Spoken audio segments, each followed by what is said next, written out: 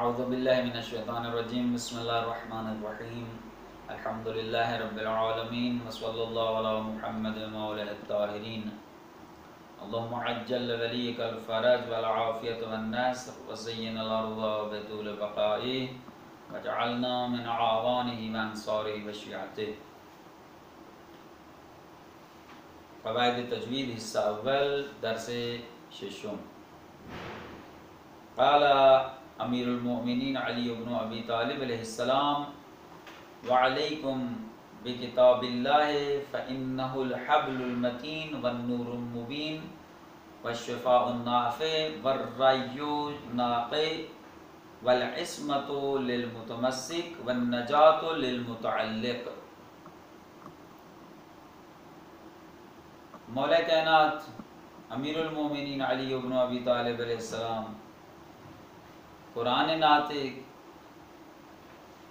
قرآن کریم کی عظمت کو بیان فرماتے ہوئے یہ ارشاد ہے مولا کائنات کا کہ تمہارے اوپر اس کتاب اللہ پر عمل کرنا تمہارے لیے لازم ہے،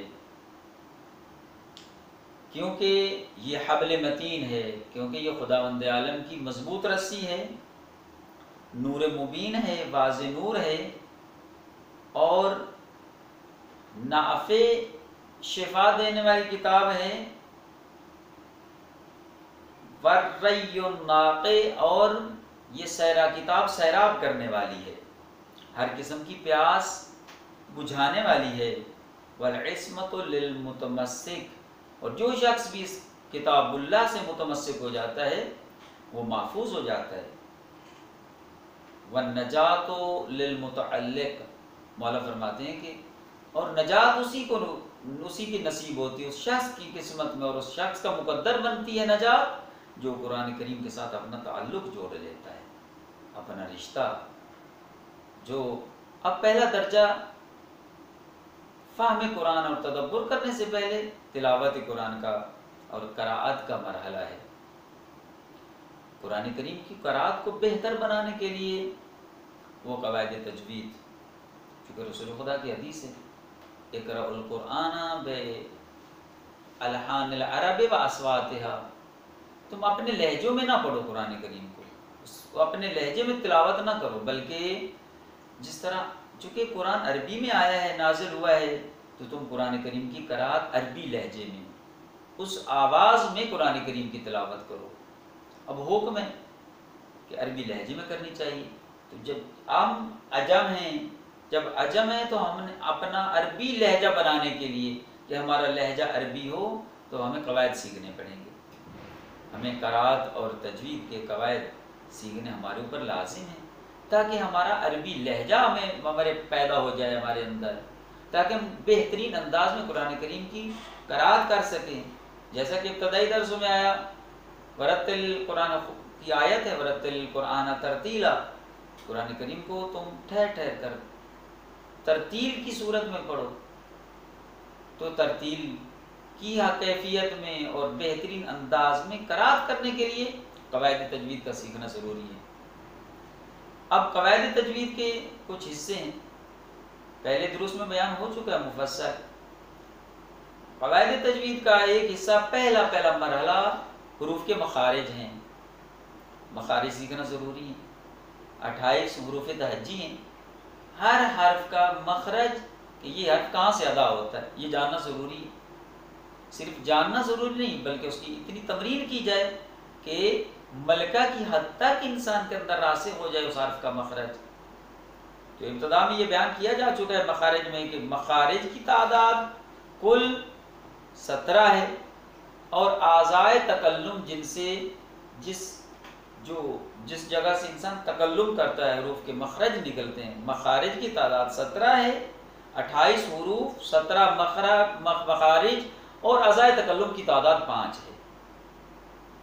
تو ہم نے شروع کیا حروف حلقی، پہلے حروف حلقی 6 تھے، حمزہ، ہا، عین، حا اور غین، خا، اس کا مخرج پہلے بیان کیا، اس کی تمرین لازم ہے۔ پھر اس کے بعد جو زبان سے حروف ادا ہوتے ہیں، زبان کے ساتھ تعلق ہے، انہوں نے یہ بیان کیا کہ اس سے تقریباً یہ 16 نا، اس سے اعضائے تکلم جو زبان ہے اس کے ساتھ 18 حروف کا تعلق ہے تقریباً۔ پہلے 2 حرف تھے حروف لہویہ قاف اور کاف، پھر اس کے بعد 3 حروف شجریہ جیم شین یا، حرف زیرسی ضاد، آگے حروف زلقی 3 تھے لام نون را، اور اس کے بعد تھے حروف نطعیہ طا دال تا، اور اس کے بعد تھا حروف اصلیہ صاد سین زا، اور اس کے بعد جو 3 حروف تھے ذا ذال اور ثا، ان کا مخرج بیان ہو چکا۔ اس کے بعد جو ہم جس مخرج کو، جن حروف کے مخارج کو بیان کرنا چاہتے ہیں وہ شفتین، چوتھا ان اعضائے تکلم میں سے چوتھا عضو تکلم شفتین ہیں۔ شفتین یعنی 2 ہونٹ، 2 ہونٹ ہیں، ان سے کچھ حروف ایسے ہیں کہ جو ان کے ساتھ تعلق رکھتے ہیں۔ اس میں 2 مخرج ہیں اور 4 حروف ادا ہوتے ہیں۔ شفتین 2 ہونٹ کو شفتین کہتے ہیں، اس میں 2 مخرج ہیں، حروف کتنے ادا ہوتے ہیں؟ 4۔ اب یہ اس کو کم نہ سمجھے، بعض اوقات لوگ جو ہیں مثلا فا ہے تو اس کو فا پڑھتے ہیں، مخرج اس کا غلط ہو گیا، وہ لفظ حرف ہی بدل گیا، جب حرف بدل گیا معنی بدل گیا، تو وہ مقصد حاصل نہیں ہوا۔ تو ان حروف جو حروف شفوی ہیں، پہلا حرف ہے فا، فا کا مخرج کیا ہے؟ ثنائے علیہ یعنی سامنے والے اوپر والے 2 دانت، ان کو ثنائے علیہ کہتے ہیں۔ ثنائے علیہ کا کنارہ نیچے والے ہونٹ کا وہ تر حصہ، خشک نہیں بلکہ تر حصے کے ساتھ وہ ثنائے علیہ کا کنارہ ٹکرائے گا تو حرف فا ادا ہوگا۔ حرف فا کا مخرج واضح ہو گیا نا؟ حرف فا، دیکھیں انسان شیشے میں دیکھے اپنے آپ کی تصویر دیکھے تو یہ مخرج کی اس طرح دیکھ کے محسوس بھی کرتا ہے انسان۔ فا یعنی ثنائے علیہ اوپر والے 2 دانتوں کا کنارہ نیچے والے ہونٹ کہ وہ تر جگہ، خشک نہیں، 2 حصے ہیں ہونٹ کے، کچھ حصے ہے کہ منہ بند کریں تو وہ تر ہو جاتے ہیں، وہ دونوں ہونٹ جب ملتے ہیں تو وہ اس حصے تر کے ساتھ ثنائے علیہ کا کنارہ ٹکرانے سے حرف فا ادا ہوتا ہے۔ فا، اب فا کی مثالیں آپ قرآن کریم سے آپ جہاں سے تلاوت شروع کریں گے فا بہت زیادہ، فہم، فہم، تفہیم، افہم، فا کا مخرج، بہت سی مثالیں آپ کو ملیں گی۔ تو جتنی مثالیں اس فا کو اتنا زیادہ تکرار کریں کہ جب بھی حرف فا آئے تو فوراً آپ اسی جگہ سے اس کو ادا کریں۔ دوسرا حرف ہے حرف با۔ با اور میم اور واو، یہ 3 حرف، اس کے بعد 3 حرف اور ہیں۔ پہلا مخرج فا کا تھا، ایک کا ہے نا شفتین سے 2 مخرج ادا ہوتے ہیں، 2 مخرج شفتین میں، ایک فا کا مخرج ہے، دوسرا 3 حروف ایسے ہیں ان کا مخرج الگ ہے، 2 مخرج ہیں، 4 حروف ہیں، 4 حروف ادا ہوتے ہیں۔ دوسرا مخرج کیا ہے؟ حرف با کا، میم کا اور واو ہے۔ حرف با کا مخرج کیا ہے؟ با، یعنی ادھر سے قانون انسان پڑھے، پہلے پریکٹیکل بھی کرے تو عادی مخرج ہے با کا، بند منہ کو، منہ بند کر کیا ہوا ہے، اس کو کھولنے سے حرف با ادا ہوتا ہے، با، با ادا ہوتا ہے، یعنی 2 ہونٹوں کے ملے ہوئے، ملنے کے بعد جب جدا ہوتے ہیں ہونٹ آپس سے تو اس حرف با ادا ہوتا ہے۔ مثلا باب، ابواب، بات، با، بی، بو، بہت سی مثال۔ وبشر الصابرین، وبشر، با، با ادا ہو رہا ہے، اس طرح، یہ اس طرح عادی مخرج تقریباً۔ اس کے بعد ہے میم۔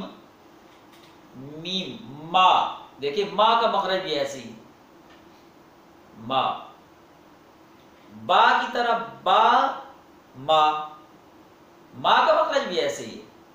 مثلا دو ہونٹوں کے صرف اس اتصال کے بعد انفصال، ہونٹوں کے اتصال کے بعد انفصال کو سے با اور فا دونوں ادا ہوتے ہیں، ما بلکہ با اور ما، ما با دونوں کا ایک مخرج ہے، یعنی ملے ہوئے ہونٹوں کا جدا ہونا، منہ کھلنے سے یہ ادا ہوتے ہیں۔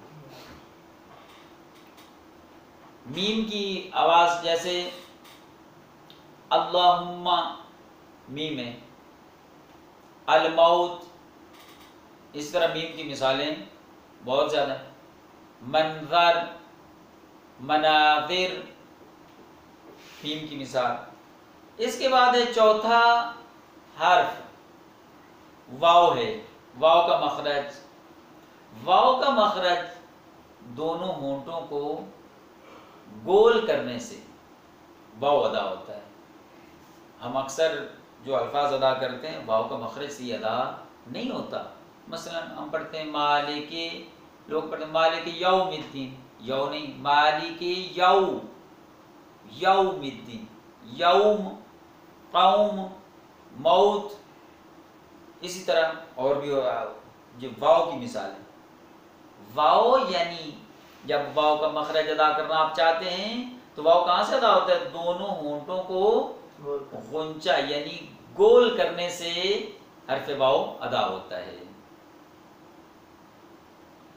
مثلا قالوا، یقولون، مالک یوم الدین، اس طرح کی فراوان مثالیں آپ کو ملیں گی۔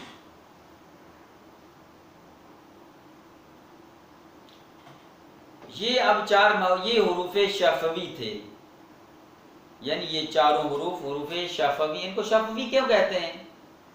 شفوی یعنی ان شفتین سے چونکہ ادا ہوتے ہیں، دو ہونٹوں کے ساتھ ان کا تعلق ہے، اس لیے ان کو حروف شفوی کہتے ہیں۔ جب بھی یہ سوال کیا جائے کہ حروف شفوی کتنے ہیں تو حروف شفوی 4 ہیں، اس سے مخرج 2 ہیں، حروف 4 ادا ہوتے ہیں، فا، با، میم اور واو۔ ان اعضائے تکلم میں سے آخری عضو، یعنی جو ہم نے ابتدا میں بیان کیا تھا، جوف، لسان، حلق اور شفتین، اور چوتھا اعضائے تکلم میں سے چوتھا کون ہے؟ خیشوم۔ خیشوم، اب یہ سارا دیکھیں، خیشوم بھی ان اعضائے تکلم میں سے ہے کہ کچھ حروف ایسے ہیں جو خیشوم سے ادا ہوتے ہیں۔ خیشوم کسے کہتے ہیں؟ ناک کے اندر والی فضا کو کہتے ہیں، ناک سے، وہ آواز ناک سے نکل، ناک کی بانسری سے نکلنی چاہیے، اس کو خیشوم کہتے ہیں۔ مثلا غنہ جا کرنا ہے کہ کتنے حروف سے ادا ہوتے ہیں؟ میم اور نون، میم اور نون عام نہیں، سادہ نہیں، جب ان کو غنہ کرنا ہو، ان کے درمیان مشدد ہو یہ حرف، تو اس صورت میں جب ان کو پڑھا جاتا ہے، مثلا لفظ پڑھنا چاہتے ہیں ثم، میم کو ان، یہ غنہ ہے، تو اس صورت میں جب یہ ان کو ان کے غنہ ادا کرنا ہوگا، میم اور نون میں ہی غنہ ہوتا ہے، اور میم اور نون میں جب غنہ ادا کریں گے تو ان سے یہ خیشوم سے ادا ہوگا، ان کی آواز نکلے گی، یعنی ناک کی بانسری سے۔ تو یہ ہم نے جو بیان کیا یہ اتنا آسان نہیں ہے جس کو آپ طالب علم یہ سمجھتے ہیں کہ یہ چند ہم نے ایک دن کا درس ہے، ہم اس کو فوراً حفظ کر سکتے ہیں، نہیں، ایسی بات نہیں ہے، بلکہ یہ جتنے ہم نے حروف پڑھے ایک ایک حرف کا مخرج دقیق ہے، اور اس طرف مکمل توجہ کرنے کی ضرورت ہے۔ سب سے پہلے قانون حفظ ہو، پھر اس کے بعد اس قانون کے مطابق تمرین اور مشق ضروری ہے۔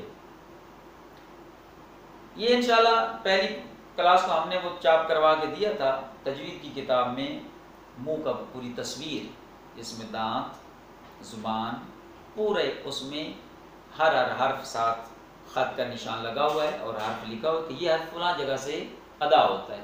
اس تصویر کو دیکھ کر انسان فوراً اس کا قانون ذہن میں آ جاتا ہے، قانون بھی آ جاتا ہے، پھر اس حرف کا مخرج نکالنا آسان ہو جاتا ہے. تو ان حروف کی ہم مخرج، ان کی ہم تمرین کرنے کے لیے ہمیں چاہیے کہ ہم کچھ ایک سورہ کی تلاوت شروع کریں، تاکہ ہم دیکھیں کیا قانون ہم نے حفظ کرنے کے بعد کیا ہم نے کچھ حروف ایسے ہیں کہ جن کا مخرج ہمیں درست طریقے سے ہم نے حفظ کر بھی لیا ہے یا نہیں، آتا بھی ہے یا نہیں، یا ہم نے قانون کی حد تک صرف پڑھا ہے. تو مثلا ہم سورہ فاتحہ ہی پڑھتے ہیں تاکہ سورہ فاتحہ جو نماز میں پڑھی جاتی ہے نماز بھی درست ہو جائے. اور اسی طرح جو اذکار پڑھتے ہیں نماز میں، رکوع کا ذکر، سجدے کا ذکر اور باقی اذکار جو پڑھتے ہیں اس کا مخرج ضروری ہے. پہلے سورہ فاتحہ ہم پڑھتے ہیں بسم اللہ الرحمن الرحیم، اور با کا مخرج، سین کا مخرج ہے، میم کا مخرج ہے، اگر حرف لام کا مخرج ہے، ہا کا مخرج ہے، پھر لام کا، را کا، ہا، میم، نون، پھر اللام، پھر را ہے، ہا ہے، یا ہے اور میم ہے. اب صرف بسم اللہ الرحمن الرحیم میں کتنے حروف ہیں؟ بسم اللہ الرحمن الرحیم، اس کو آپ پڑھیں گے تو اس میں ایک ایک حرف کا مخرج کی پریکٹس کریں، تمرین کریں تو یقیناً یہ وہ انداز بدل مجہول سے معروف میں آپ آ سکتے ہیں. پہلے پڑھتے ہیں بسم اللہ الرحمن الرحیم، ایسے پڑھتے ہیں نا لوگ، مجہول طریقہ، چونکہ مخرج درست نہیں ہے، طریقہ بھی مجہول ہے. اب مجہول سے ہم نے نکل کر معروف طریقہ اپنانا ہے، اور 7 حروف کے مخارج. اب ایک مرحلہ ہمارا طے ہوا ہے حروف کے مخارج، اس کے بعد صفاتی حروف بعد والا درس انشاءاللہ شروع کریں گے. تو صفات حروف ہے کہ ایک مخرج سے 2 حرف نکل رہے ہیں، مخرج ایک ہے لیکن صفات کے اعتبار سے مختلف ہیں. قاف اور کاف مخرج ایک ہے دونوں کا، حروف لامیہ ہیں لیکن ان کے درمیان فرق ہے. حروف حلقی حلق سے ادا ہو رہے ہیں لیکن ان کے صفات کے اعتبار سے ایک دوسرے سے مختلف. سورہ فاتحہ بسم اللہ الرحمن الرحیم، الحمدللہ رب العالمین. اب اس میں لام کا مخرج، حمد ہا کا مخرج، میم کا، الحمد دال کا مخرج، للہ رب العالمین. اب یہ کب ہوگا مخرج درست ہوگا؟ سب سے پہلے قانون اچھی طرح حفظ کریں، پھر اس قانون کے مطابق جس حرف کا جو قانون اس کے مطابق اس کی تمرین کریں گے، اسی جگہ سے نکلے گا تو مخرج درست ہوگا انشاءاللہ. اس میں بتوفیق اللہ ہم اس میں زیادہ سے زیادہ آپ عزیز محنت کریں. اور یہی ایک مرحلہ ہے کہ آپ پڑھتے وقت اگر آپ نے اس جہاں مکمل توجہ کر لی تو انشاءاللہ آپ کے قرأت بہتر ہو جائے گی اور مخارج میں آپ مضبوط ہو جائیں گے. بعد میں اس حد تک یہ نیت کرنی چاہیے کہ میں صرف پڑھنا ہی وہ تو نہیں پڑھ رہا، بلکہ اس نیت سے پڑھیں کہ میں نے بعد میں آگے منتقل کرنا ہے. جب یہ نیت ہوتی ہے تو انسان اس کو ذرا بھی اس میں کسر نہیں چھوڑتا. خدا سے دعا ہے کہ خدا ہم سب کو اس قرآن کریم جو کتاب ہدایت ہے اس سے ہمیں ہماری ہدایت فرمائے، ہمیں اور اس کے نور سے منور فرمائے.